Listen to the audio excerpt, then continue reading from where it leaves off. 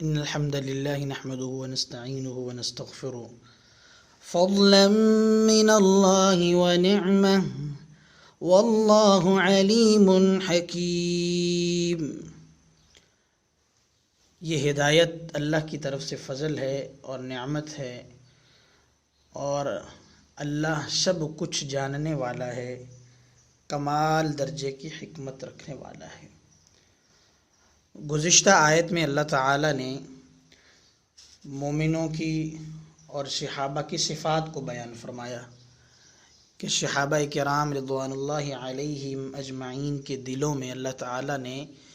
ایمان کی محبت کو راسخ کر دیا۔ ایمان جو کہ اطاعت و فرما برداری، اقرار باللسان، تصدیق بالقلب اور عمل بالجوارح کو شارحین اور مفسرین نے جو ذکر فرمایا، تو ان کی صفات کو بیان کرنے کے بعد اللہ تعالیٰ فرماتے ہیں کہ وہ ایمان، رشد، بھلائی یہ اللہ کی طرف سے بہت بڑا فضل ہے، وَنِعْمَةً اور یہ نعمت ہے۔ اللہ بہت کمال علم والا ہے اور کمال حکمت والا ہے، سب کچھ جاننے والا ہے۔ تو اس فضل کا اس ایمان کے ساتھ تعلق ہے، اور نعمت کا اللہ رب العزت کی طرف سے جو نعمتیں میسر آتی ہیں، جو اللہ کی طرف سے رزق میسر آتا ہے، اس سے اس کا تعلق ہے، فضل اور نعمت۔ اور اسی طرح ایک اور لفظ استعمال ہوتا ہے رحمت۔ قرآن مجید میں کئی جگہ اللہ تعالیٰ نے اکٹھا استعمال کیا ہے، جیسا کہ یا ایھا الناس قد جاءتکم موعظۃ من ربکم وشفاء لما فی الصدور وہدی ورحمہ، آگے قل بفضل اللہ وبرحمتہ۔ تو اس طرح کی آیات فضل اور رحمت کے ساتھ اللہ تعالیٰ نے بیان کی ہیں، نعمت کے ساتھ اللہ تعالیٰ نے بیان کی ہیں۔ تو فضل کا معنی کیا ہے، رحمت کا معنی کیا ہے، نعمت کا معنی کیا ہے، یہ اللہ رب العزت نے اس کی طرف اشارہ تو فرما دیا ہے۔ مفسرین نے سلف کی عبارات میں اس میں کئی قسم کی تفسیر پائی جاتی ہے۔ فضل اور رحمت اصل میں اللہ رب العزت کی طرف سے جو ہدایت آتی ہے اس کو اللہ تعالیٰ نے فضل کے ساتھ بیان فرمایا ہے، اور جو اللہ کی طرف سے انعام رزق کی صورت میں یا دیگر نعمتوں کی صورت میں جو انعامات انسان پر نازل ہوتے ہیں، اس کو اللہ تعالیٰ نے رحمت کے ساتھ کنسیڈر فرماتے ہیں۔ اور یہاں اللہ تعالیٰ نے فضل کے ساتھ ڈائریکٹ ہی نعمت کا لفظ استعمال کر دیا ہے کہ اللہ کی طرف سے تم پر یہ ایمان کی جو نعمت ہے یہ تمہارے لیے فضل ہے، اور جو دنیاوی اعتبار سے رزق کی، دنیاوی اعتبار سے تنگ دستیوں کی دور ہونے کی، یہ ساری تمہارے لیے نعمت ہے، امن کی نعمت ہے۔ یعنی اسباب کے تحت میسر آنے والی جتنی چیزیں ہیں ان کو نعمت میں اللہ تعالیٰ نے شمار کیا ہے، اور جو روحانی طور پہ ہوتی ہیں ان کو اللہ تعالیٰ نے فضل گردانا ہے۔ تو یہاں علامہ ابن قیم علیہ الرحمہ فضل اور رحمت کے متعلقہ فرماتے ہیں کہ فضل اور رحمت یہ اللہ رب العزت نے اس کو اس طرح تقسیم کیا ہے کہ جہاں اللہ نے ہدایت بیان فرمائی ہے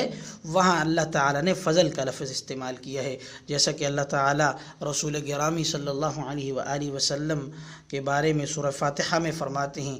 بلکہ پوری امت کے بارے میں فرماتے ہیں کہ اہدنا الصراط المستقیم، کہ اے اللہ ہمیں سیدھی راہ دکھا دے، ہدایت ہمیں دے دے۔ اور آگے اللہ تعالیٰ نے فرمایا صراط الذین انعمت علیہم، اور وہ سیدھی راہ کون سی ہونی چاہیے جن پر اے اللہ تیرا انعام ہوا ہے، اور انبیاء پر بھی انعام ہوئے، نبی کریم صلی اللہ علیہ وآلہ وسلم پر بھی انعام ہوا، جیسا کہ انعام اللہ تعالیٰ نے سورہ ضحیٰ میں ذکر فرمایا الم یجدک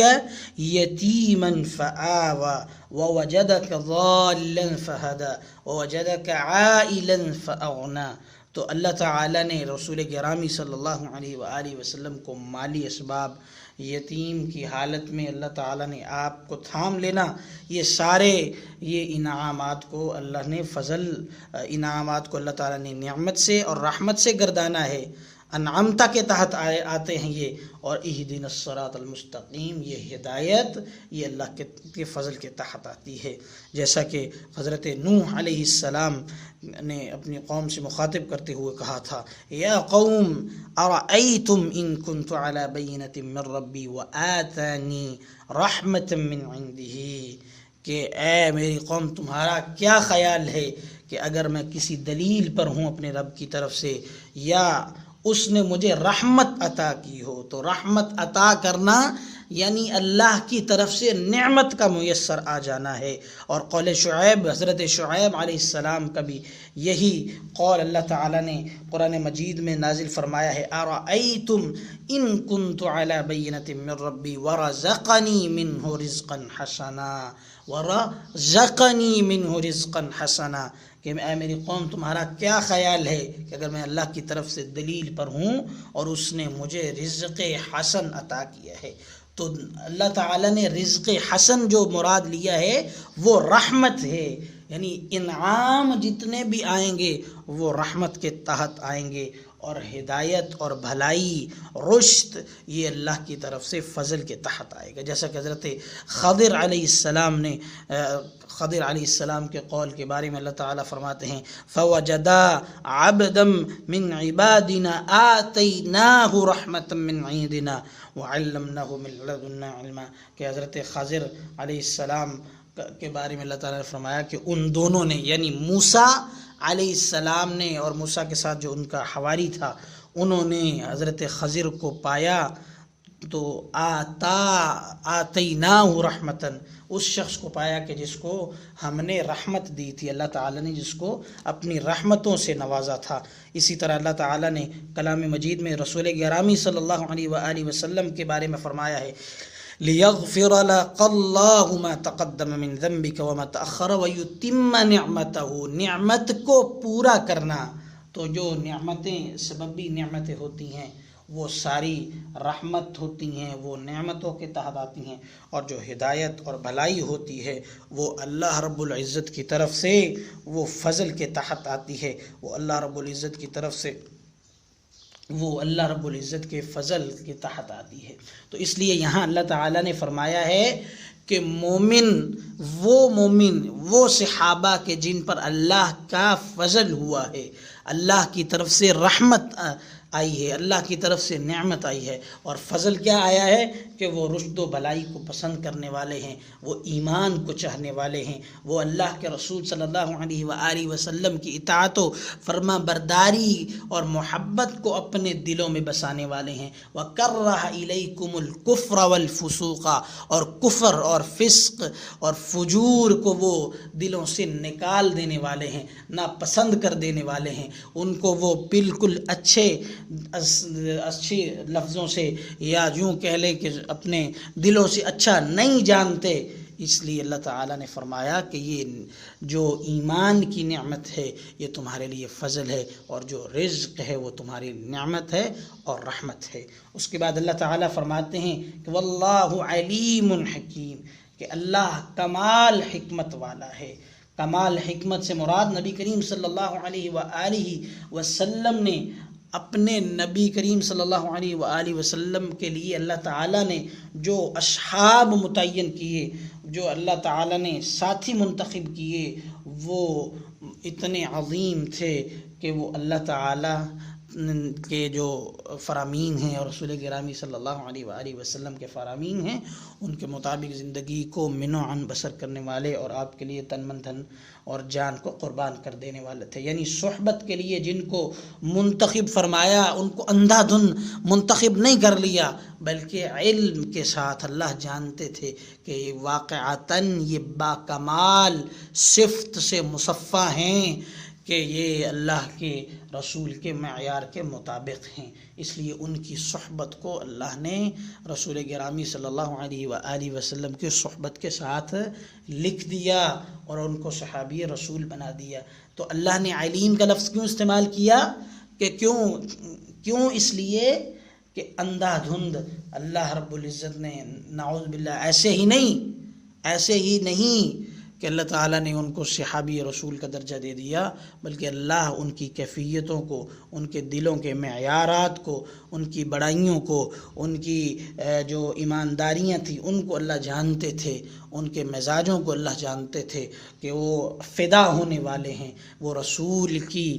صحبت کی حقیقت میں وہ واقعتاً وہ قائل ہونے والے ہیں، وہ معنی رکھنے والے ہیں، وہ اس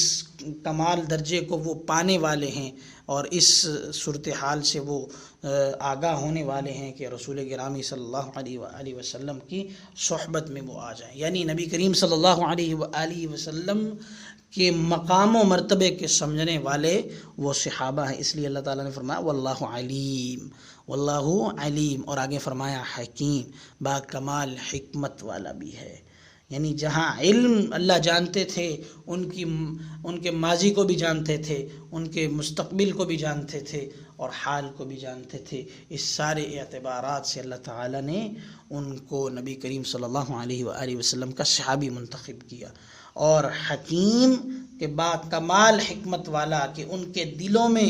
ایمان کو اللہ نے پہلے سے ہی محبوب بنا دیا، اور کفر، فسق اور عصیان کو اللہ نے پہلے سے ہی ناپسندیدہ بنا دیا، اور اسی وجہ سے وہ راہ راست پہ چلے اور رسول گرامی صلی اللہ علیہ وآلہ وسلم کی فرما برداری پر وہ گامزن ہو گئے۔ اور یہ استعداد اللہ تعالیٰ ان کی پوری طرح سے جانتے تھے، اور حکمت کا تقاضا تھا کہ انہیں رسول کے صحابی کے طور پر